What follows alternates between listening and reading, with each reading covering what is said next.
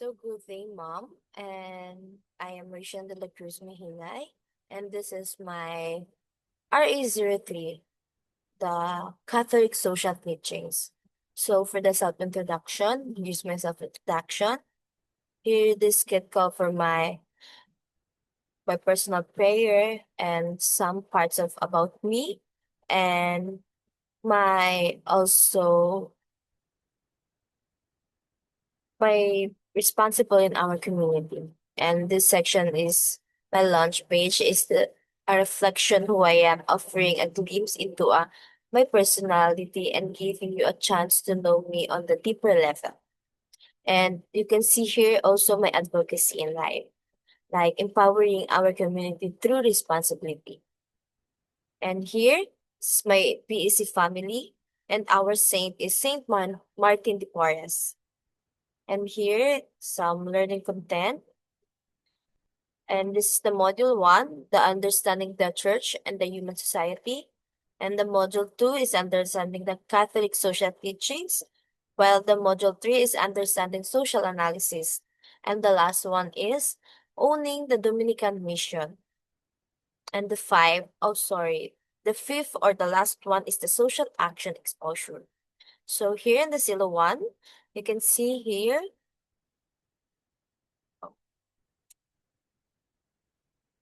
here in silo one,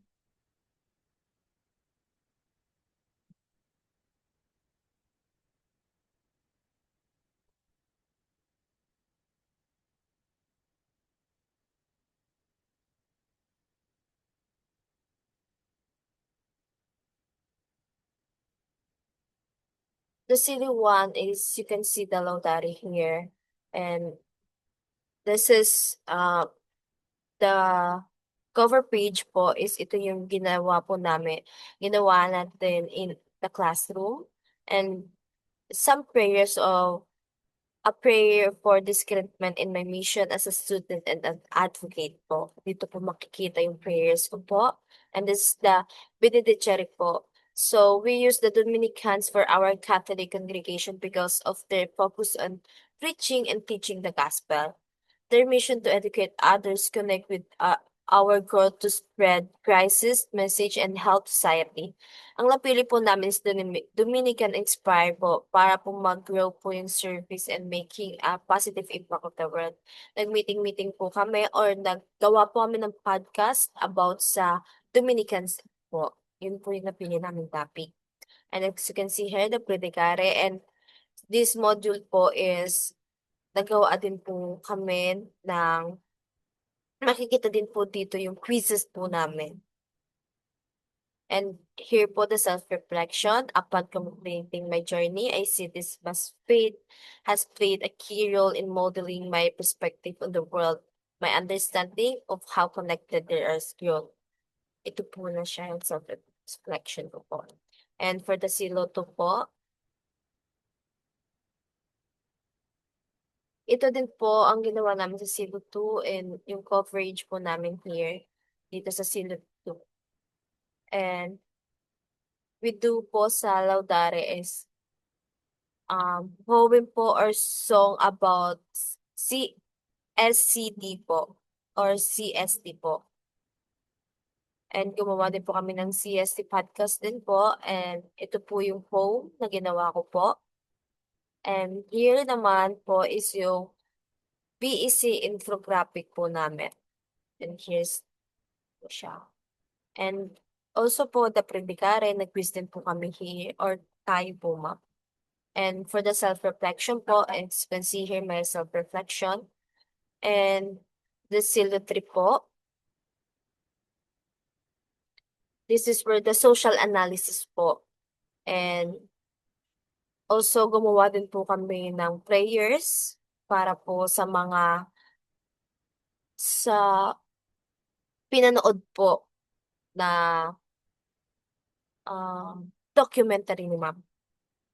And here's a deeper prayer for the victim of social harassment. And here's po, ito po yung social analysis ko po doon. And ito po, gumawa din po kami ng podcast, and here's the podcast po. And this one, the Pradicare, of course po, dito din po, nag-quiz din po kami. And the self-reflection po, gumawa din kami ng self-reflection. Here in Zilo 4 po, and you can see here the Laudare po. We do din po ng prayers din also po and yung personal commitment to the promotion of the justice and peace. And as a proud Latrinite and responsible member of the community, I firmly commit myself to promote of justice, peace, and responsible citizenship in all areas of my life. Ito po yun yung ginawa po namin. And also the Predicare po. Nag-share po kami or naggawa po kami sa Facebook at ito po yun. Yung screenshot po ng ginawa po namin. And here's the quizzes din po and self-reflection po. And during this classroom discussion po, we created a slogan focused on helping inspired by the patron saint of the domain of our family po and our individual advocates po. Sa podcast po makikita po dun yung Dominican saint namin and yung focus din po nung kung ano po yung na-advocate namin as a individual at pinagsama-sama po namin yun. So, dito naman po sa social analysis po, ito.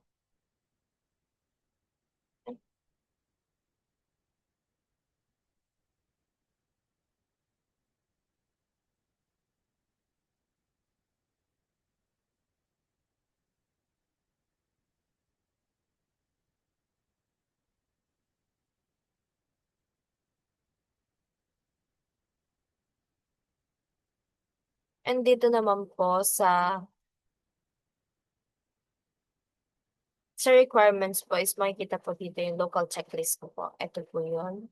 At ang napili po namin is Malapit Catholic po or Madre Ignacia Parish po. Ito po yung mga requirements. Sign endorsement letters. Ito po yun. And sign acceptance letter with the dried seal po. Hindi lang po masyadong visible po yung dried seal to here. Pero meron po kaming copy po for that. And this is the attendance monitoring sheet po. And we finished that po earlier. But at some nagka-problem po because of na-delete po ito. That's why I become INC po on this subject. Pero ginawa po namin 'to ng mas maaga and nagkasabay lang po talaga yung B-plan ko po and this subject po. That's why nung na-delete po siya is parang 4 days before po ng deadline po and hindi ko na po siya natapos. And this one po is the certificate of completion with TriSID po. Ito na po yun siya. And this is the parish information naman po. So, the parish we choose is Our Lady of Remedies of Parish or Malapit Catholic Church po. The name of the parish, Our Lady of the Remedies Parish po. It is located in Malate, Manila. And the name of the priest is Reverend Father Leo Distor po. And for our first week there po, we visit in Madre Ignacia. Ang first encounter po namin the first encounter of the day of the parish exposure at Madre Ignacia, we arrive about 10 a.m. po and we are warmly welcome po sa mga tao doon.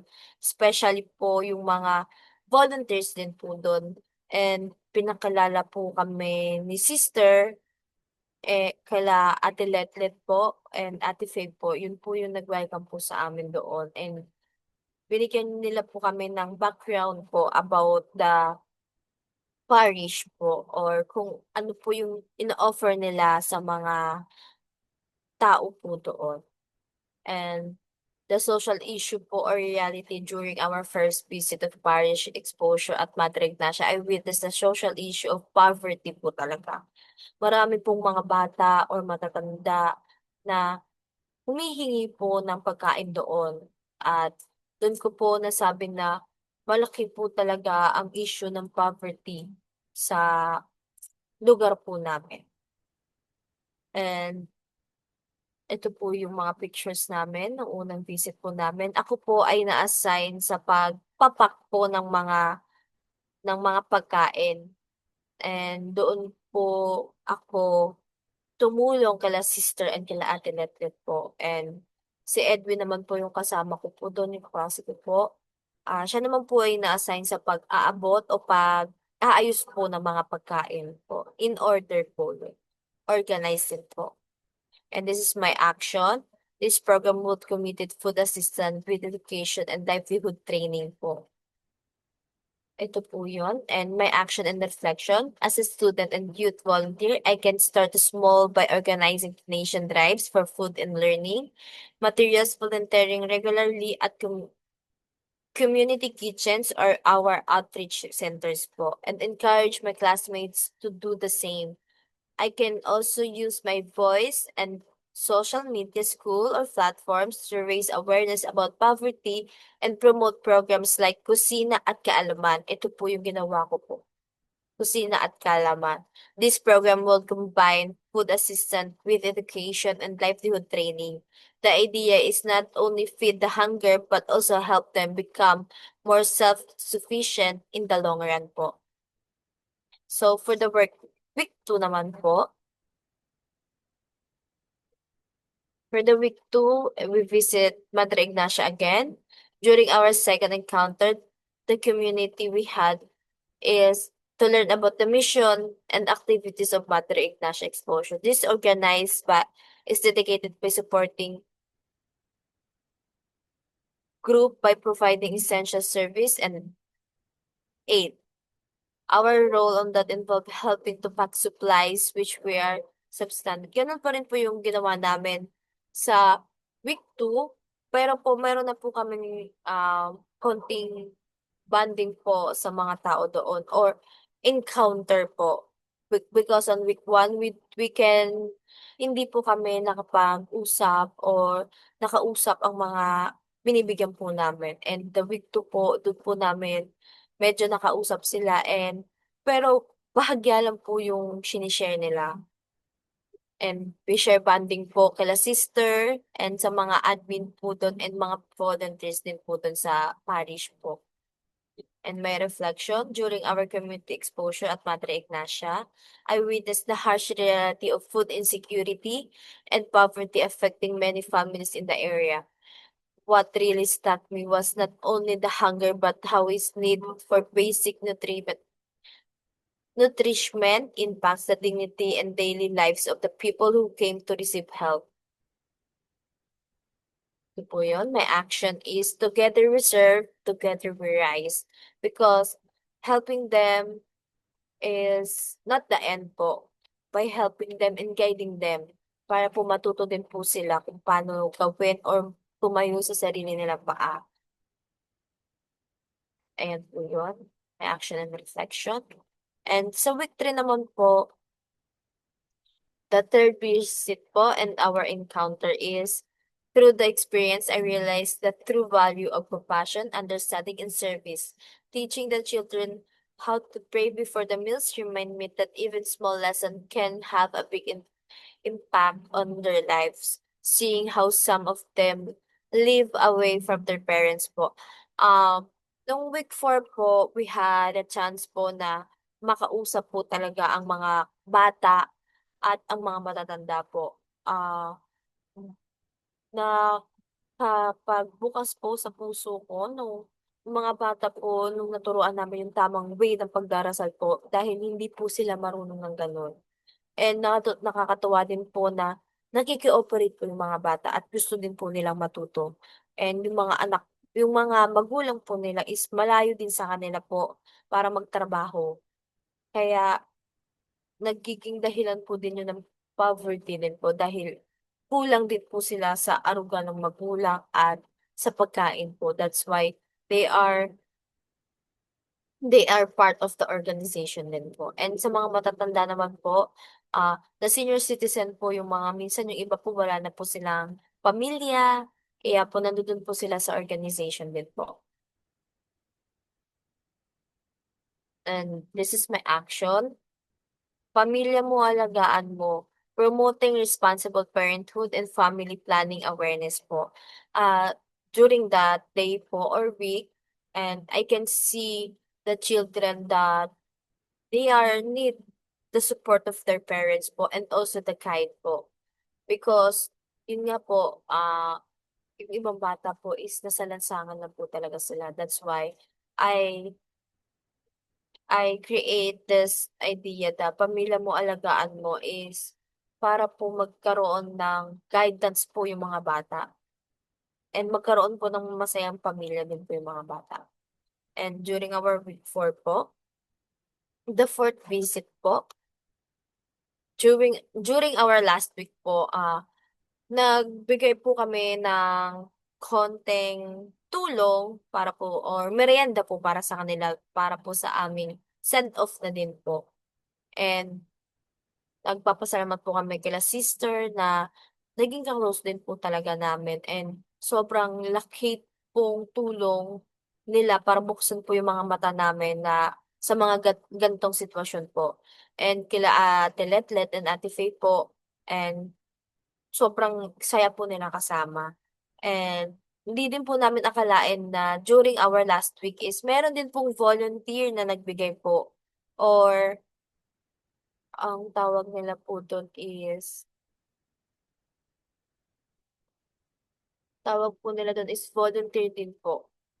Yun po yung nagbigay po ng madaming pagkain din po and ang galing po nila kasi po naisip po nila na magkaroon ng variant po na pagkain na para po sa mga Muslims kasi may mga Muslim din po na part ng organization and nakahiwalay po yung pagkain nila, yung iba po may pork and yung iba po wala. And natutuwa po kami sa gano'n na naalala pa po nila yung mga gano'ng bagay. And this is nagkuha din po kami ng video para po sa documentation po ng our last day dahil sobrang saya po ng araw na 'to. And ito po yung social reality po na na-witness ko and ito po yung may social action. Band of Care, a community program for elders and children po. Because nung araw na po na 'to is masaya lang po kami at nag-uunawaan po kaming lahat. And for my social analysis naman po is you can see here po na lack of education po talaga ang isa sa pinaka-problema or punot-dulo po ng problema po doon sa aming community. Because the parents po, napabayaan po nila mga anak nila kaya po nasa kalye lang po. And kaya po nagkaroon sila ng need of assistance din po. Ito po ang four issues, social issue of poverty, particularly in the form of food insecurity, poverty affecting many families po, limited parent guidance, and comfort to those who have less in life po. May judge or social analysis. First is economic inequality and the second is underfunded public education system po. Ay sab din po ang edukasyon po na kailangan po maging edukado din po yung mga tao doon or yung mga parents para po magkaroon po sila ng mas maayos sa buhay at lalo na po yung mga kabataan. And ito po ang theological reflection ko po based on the biblical passage, Luke 10:25-37. The parable of the Good Samaritan. This story reminds us to show compassion and act in service of those in need. Just as the Good Samaritan helped the wounded man, we are called to help those deprived of opportunities. Like children lacking access to quality education, compassion must be active, not passive. And my personal advocacy po, hand in hand for hope po. Ayun po yung aking.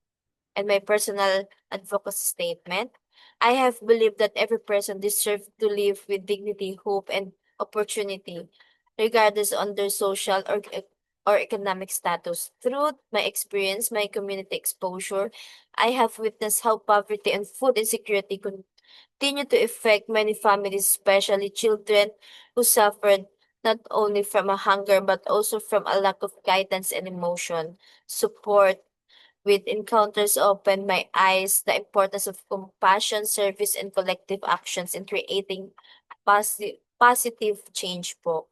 And that's ayun po yung laman ng aking RE03 po and I hope po na complete ko na po ito and matagal ko na po 'tong na-complete pero dahil po sa sobrang na-busy ko po, and sorry din po na dahil na-late po ako. Yun lang po, maraming maraming salamat po, ma'am. Thank you po sa pakikinig.